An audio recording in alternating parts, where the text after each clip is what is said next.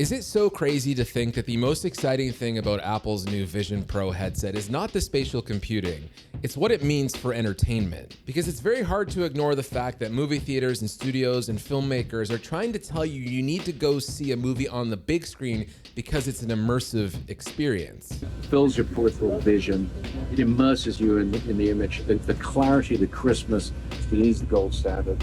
It is the closest to reproducing the world the way that your eye sees it. Apple demoed an experience that is unparalleled to even IMAX today. This is an experience that fully puts you into a film. And we're not even making movies specifically for the headset yet. The thing is, we have the best directors in the world right now making entertainment for us that is supposed to be immersive. Think of the promise of IMAX itself. It's an experience. The biggest screen, the biggest sound, all in the biggest auditorium. But what's more immersive than virtual reality? And you might sit there and think, okay, well, yeah, of course, we already have virtual headsets. We even have big screen VR, which lets people with the Quest sit and watch a movie with strangers in a virtual environment. But if you've ever experienced the Quest, you know that the visual fidelity and the quality is nowhere near as good as real life. And it's nowhere near as good as something like IMAX. But this is where Apple steps ahead. These are the best quality screens we've ever seen in a virtual headset. And personally, I've not experienced this thing myself, but based on what Apple does with screens as it is, you can imagine that the fidelity of the screen is unmatched by anything else you've probably experienced to date. And so if you can create a virtual environment where the screen's as big as Mount Everest, whatever you want it to be, why on earth would you ever go to a movie theater? Is it the communal aspect? There's a lot of arguments to be made that that's gone as it is. The ship has sailed maybe on this feeling of having a shared experience. Outside of seeing big Marvel movies and cameos and stuff like that in a theater with fellow fans, I don't think that's going anywhere, but the idea of home entertainment has changed drastically in the last 10, 15 years. In fact, there's movies that are coming out that probably won't even end up in theaters. I think about David Fincher's The Killer, and I'd love to see that on a big screen, but if it's only coming out on Netflix at home, it doesn't matter how big my TV is. It doesn't compare to what it's like to be in an auditorium or an IMAX theater. And so if I now have this headset that creates the experience of what it's like to be in a movie theater, if not better, why would that not be the best way to watch a movie moving forward? And here's where things get extremely interesting. Apple is not just a technology company, they're now an entertainment company with Apple TV. Think of Apple's proposition when it comes to computers. They build the hardware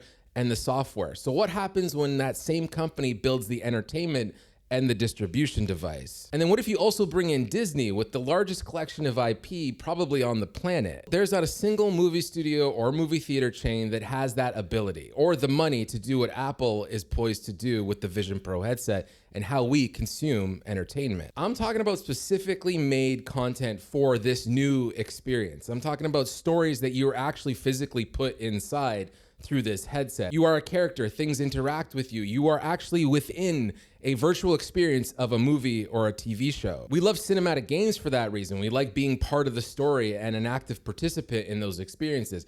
And that's not to say that's the only thing that's interesting about Vision Pro. That is just one element of it that is exciting. I'm more interested in just having the experience of what it was like to see Avatar 2 in IMAX sitting on my couch, because I want to be able to watch anything like that at any point, when I'm on an airplane, when I'm sitting in the park, when I'm at home, when I'm taking a dump. You can't convince me otherwise that that won't be the way to watch things when this thing comes out and this technology gets more accessible to the masses. I agree that right off the bat, $3,500 for this thing is insane. I'd rather buy an 85-inch TV for my living room or a giant projector with that money. But when that thing's $1,000 or $600, or when it gets down to $500, it's already extremely hard to pull people away from their couches with a 40-inch TV and get them into a movie theater. Imagine what it's gonna be like when that experience is in virtual reality and it's better than what you've ever experienced in a movie theater. I don't think theaters will go away forever. It is just part of our psychology and society that we like to sit in an auditorium and enjoy things together. That will always exist. But I think it will become a niche experience. It'll be an attraction. It'll be something that people do for a special occasion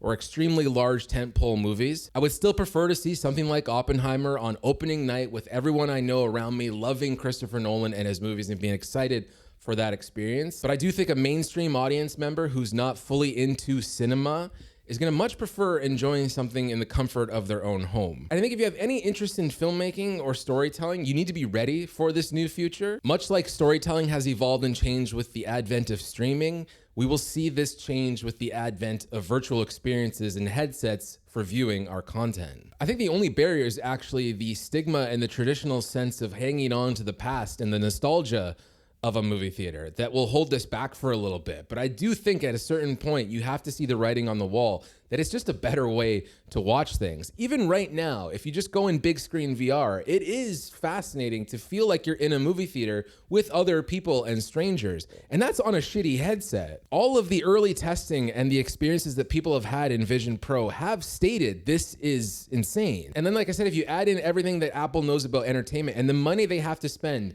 in attracting talent to make experiences for this headset, I truly don't think I see a future where headsets are not the new TV. I even think about in-flight entertainment. There's no way we're always gonna just have crappy screens on the back of an airplane seat. Everyone laughed at the demo of showing someone on an airplane wearing Vision Pro. And yeah, at first that seems silly and goofy if you have to bring your own headset. But think about 10, 15 years from now when everyone just has a headset in their seat. It's part of the in-flight entertainment system. You're gonna see details of your flight, you're gonna watch a movie, and when you're 30,000 feet in the air, it's gonna feel like you're sitting in an IMAX theater. That to me is the future of consuming entertainment, and that is why I think Apple is poised to kill the cinema. And not only kill the cinema, I think they're gonna kill the TV too. But hey, that's just my take on it. I'm curious to hear what you have to say about Vision Pro and what it means for movie theaters and television and storytelling in general. But otherwise, my name is Patrick Tomasso. I hope you enjoyed this video, and you will see or hear me next time I feel like making a video.